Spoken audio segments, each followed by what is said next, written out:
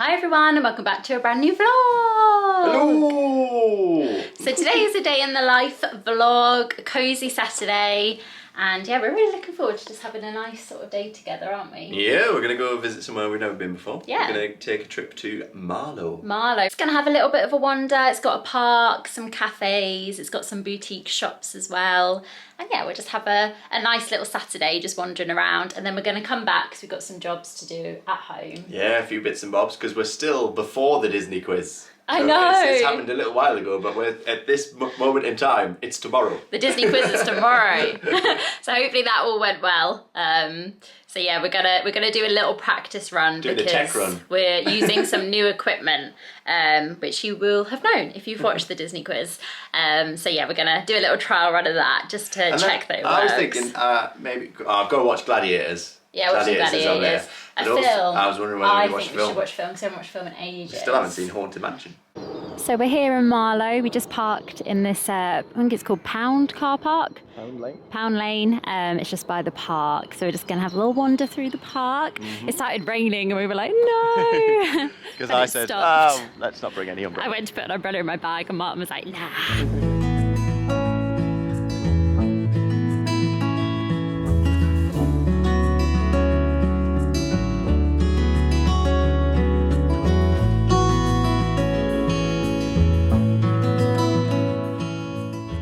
Spring is coming, everyone. Look at the little buds. Warmer weather is on its way.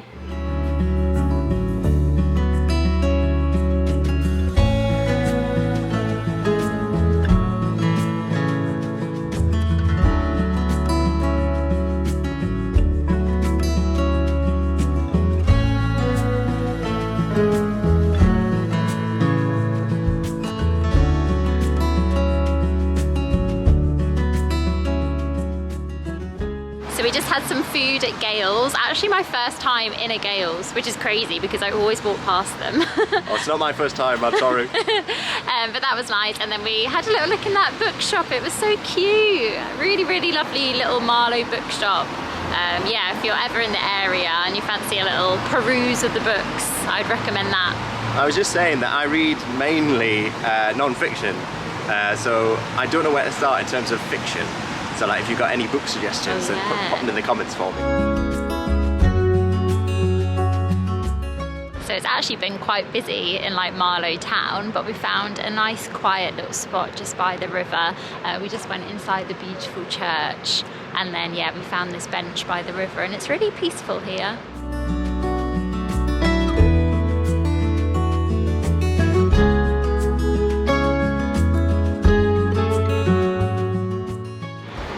And just here you have the Marlow Bridge.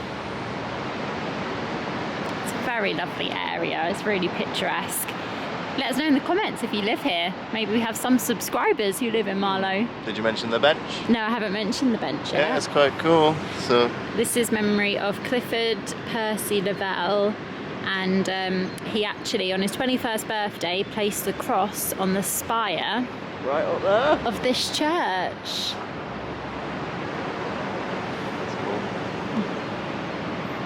Had a lovely little afternoon, haven't we? I have indeed, yes. I was just saying it was quite busy in the town centre, but it is a Saturday, so we were prepared. There's lots of nice coffee shops and stuff. Yeah, it had a nice atmosphere actually. It was quite like a buzzing atmosphere. But yeah, we found this little quiet spot here, so we'll probably just have another little walk around the park and then probably head back. Yeah, I think so. Yeah. So we just had a little wander over the Marlow Bridge, and we passed the Marlow Rowers Club, and there were loads of people there rowing, like training. It was really cool to see actually. There was like masses of them.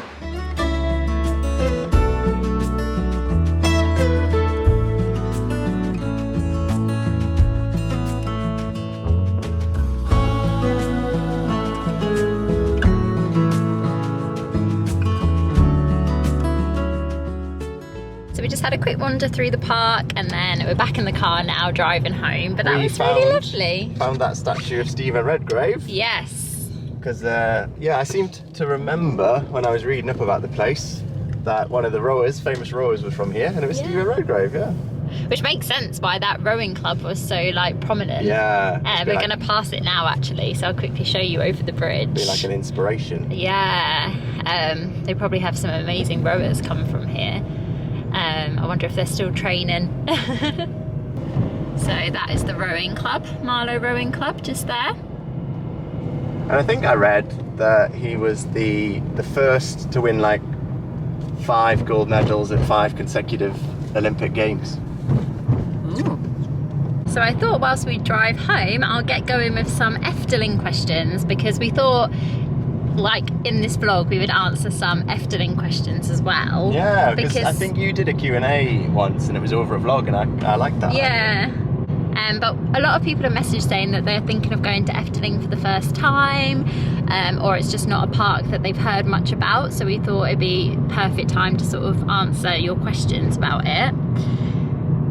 So I put out a little thing on Instagram, and yeah, let's have a little look.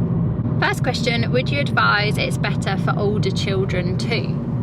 And I definitely have to say yes. All ages. All ages. I think if you're a couple, you'll love it. If you're a group of adults, you will love it. If you have young children, there's so much for them to do. And also, because if you have young children at Efteling, there's so much more than just rides. Yeah. So like they can walk through the fairy tale forest. There's like picnic areas, there's playgrounds. There's so much that you can do with little children. And then obviously older children, you have all of the thrill rides. So you have like the Flying Dutchman, you have Python. Oh no, Flicken de Hollander is the Flying Dutchman, sorry. There's so many rides for older children. And what I will say is that there were quite a lot of teenage groups there, and they seem to be having the best time. So I think older children, yeah, I think they'll love it. So this is quite a good one. How many days is ideal to explore Efteling fully? I would say at least 2. I suppose you can base it off of our first trip, because that's like the shortest we'd probably go, isn't it? I think that's the shortest I would like to go. I think you can do it just one night, so that you have one full day, an evening, and then one full day. Yeah. I think 2 days is probably the least I would advise. Like you can have just one day there, because like you can have one day at most theme parks, but I'm just not sure you would get everything done if you only had one day. Yeah, it depends what time of year it is as well. Yeah. And wait time. I definitely say 2 to 3.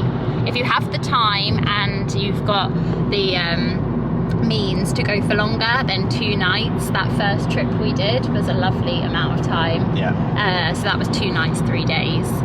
But yeah, I'd say at least 2 days. So we'll do one more in the car. It says, how does it compare price-wise to Disneyland Paris for everything, accommodation, food and merch? And overall, it is more affordable than Disneyland Paris. I would say especially when it comes to accommodation. The Efteling hotels are beautiful. Like the standard of the Efteling hotels, I would say, is on par with Disneyland Paris. Like they're beautiful hotels. Yeah. But they're definitely more affordable. Even in, I would say, like the summer holidays, they're still more affordable than Disney. And especially if you go off-peak, like we did, like in January, it's really good deals. I think if you book like a few months in advance, you get like a 20% or 25% discount on the Efteling hotels. Yeah, so definitely try and book far in advance. That's what we did for the January trip. Yeah. And we managed to get a really good price. Their annual passes aren't too bad either. Their annual passes they're in the 200s. Yeah, I think they're 200 and something for an annual pass. Whereas Disney, I think, is now 400 and something. Of course, with Disney, you're getting 2 parks, and Efteling is 1 park. But yeah, overall, it's more affordable. The food's more affordable, and merch. Merch, I'd probably say, is more affordable, but there's not too much in the merch, I'd say. I mean, if you compare it, so our mug was like 10 euros, wasn't it? Yeah, the mug we got was 10 euros. I can't remember how much we paid for mugs in maybe 12 to 15. Yeah. But yeah, definitely accommodation. Accommodation and tickets, yeah. At the car wash. Whoa, whoa, whoa, whoa, whoa. We haven't been in a car wash in years. Well, it's not like a big It is a big thing. This is basically because I can't be bothered to wash the car. So we thought we'd give this car wash a go, especially in winter. It always just reminds me of a scene out of, I'm a big Bond fan, so A View to a Kill, if you know which scene I'm talking about. Here we go. I always remember as a child, like how loud it was. I mean, this bit's like the spray, so it's not too loud.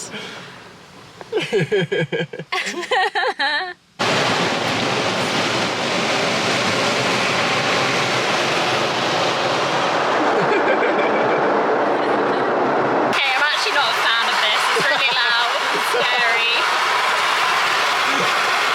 I don't think I caught it on camera, that loud bit.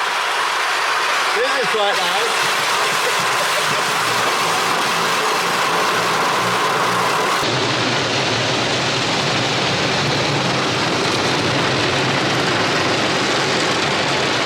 We're back home after that eventful car wash. Aww, cup of tea. I got it. I got it. Mouse party. Disneyland Paris. Mouse party. This was Mickey Mouse's birthday. And they had 90th birthday, I believe. Yeah, they had like lots of Mickey birthday cakes around Disneyland Paris, I remember. And then we got that mug as well. Yeah, 2018. Oh, but we're back home. That took a little bit longer than we anticipated. Yeah. I mean, you forget actually how long those car washes take, and they're like, oh, there's only 3 cars in front of us. It won't take long, and then each car's like 15 to 20 minutes. Yeah. But it was actually quite good. Yeah, no, I mean, better than I would have Yeah. been able to manage. And Sparkling white now. And I just put some comfies on. And look, my Efteling socks. So we thought with our cup of tea, we'd answer a couple more of the Efteling questions. Now we're home. Oh, Lord, you have some on yours, don't you? Yeah, thanks so much for asking us. Right, here we go. Oh, this is an interesting one. The park looked very quiet with some of the atmosphere lost with no people around. Not that I noticed. Not that I noticed. I mean, we do like when a park is quiet because we enjoy like no wait times and especially when we're vlogging as well. If there's not a lot of people around, it kind of helps us as well because, you know, we don't like getting loads of people in shot. So for us, it's quite nice. And then also with the snow and stuff as well, it just made it really magical. Yeah. Because there wasn't like loads of people around. I think it was, I think the atmosphere was still there personally. Me too. Not from your recent trip, but is the walk from Bosrac easy and is it easy to find the way? Thanks. So easy. Yeah. Bosrac is actually an easier walk than Launcherland. It is, how long, 10 minutes? Something like that, yeah. So whereas Launcherland, you like had to walk a little bit and then join that route that you would walk from Bosrac. Bosrac is literally, you come out, you've got the reception on your left-hand side. This is if you're walking like out of all the accommodation. Across the road, there's a sign that says to Efteling, you just follow that. And you're there. And you're there. 5-10 minutes. It's so easy. It's just one straight line. And it's all signposted. Yeah. And yeah, really, really simple. Did you prefer visiting in summer or for the winter? Oh, that's a good question. There was something so magical about winter Efteling, but I don't think I could say it was my favourite over summer, just because some of the rides that are my favourite weren't open. So I think because of that, I'd have to say summer. Yeah, I think so. But like it's hard. So we're not saying that we didn't like one over the other. Yeah. It's just that Flickendal was open. Jorisanderdrak. Yeah. Also in summer, the show was open. Ravelin was open. So yeah, I think if I was to recommend, if it's your first time trip, I would go in summer. If it is your second or third, then I'd definitely give Winter Efteling a go because it's just a completely different experience. And I think if you've already done all the rides, it's really nice to have that separate experience. But yeah, I mean, summer's great and it's warm. The other thing with summer is that I just enjoy that like you don't have as much like you can walk around in your shorts. I don't have as much in my bag. Yeah, you're not wearing big coats. Stuff, yeah. So I've just put some food in. We haven't got a gusto for tonight. We've used them all up. So we are having, it's a tried and tested recipe. It's the tuna pasta bake. But I went for a stage of making this every week. It's got some added ingredients though, of red onion and a green pepper. That'll probably make it a little bit more fancy than what I used to do. And then what are we going to watch? We're going to watch Gladiators, or we're going to watch Below Deck? We better watch Gladiators. We better watch Gladiators. We've still got things to do. We still need to do our tech run of the quiz. We're a bit behind, aren't we? It's the car wash. It was the car wash. Hour and a half. No, we'll do that. We'll eat some food, do our test of the live. Yeah. And then if we have time, watch a film. If not, maybe just watch a show.